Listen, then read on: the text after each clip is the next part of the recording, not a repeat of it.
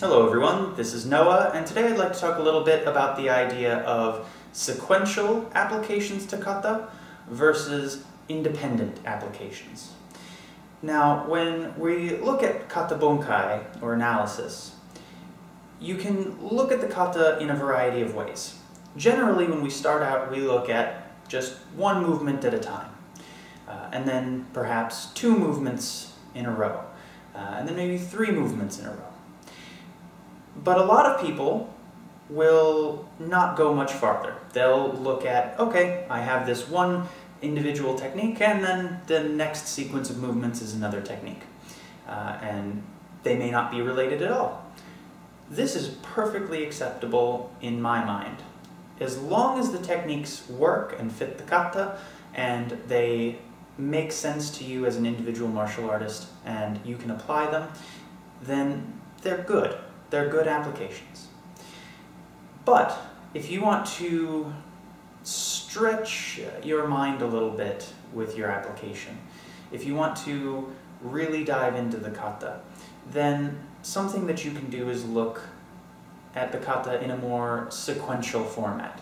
Rather than it being a collection of short techniques that are unrelated, we can look at the kata in perhaps larger sections, or even as a whole, as techniques that are strung together.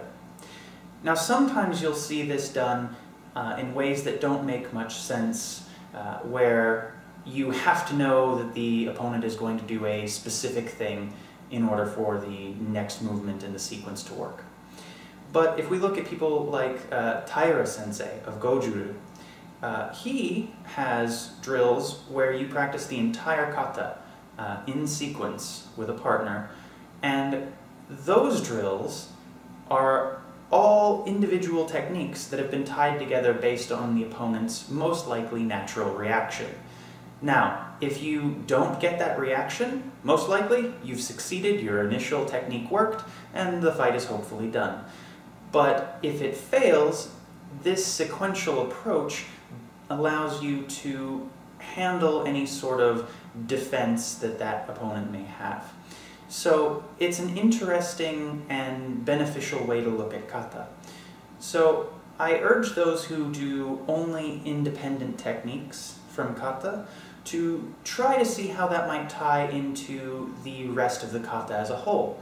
Can you take the sequence you have and connect it to the next sequence, basing that transition off of some sort of reaction from the opponent that is a natural reaction, something that can be somewhat predicted. They block something that's coming at their face, for example. And for those who only ever do sequential applications, it's also good to go the other direction and look at the individual techniques and drill those. If we only ever look at the entire sequence, then we can actually become reliant on our opponent's reaction being there. And if we do it right, they may not have a reaction at all. We may succeed in the technique we were doing. But I have seen some cases where people expect the technique to continue on, but they can't continue on because the initial application was successful, and so it interrupts their flow. So there are benefits to training in both ways. There are benefits to analyzing the kata in both ways. And it's something that I feel most martial artists tend to pick a camp and stay there, when really both aspects should be investigated.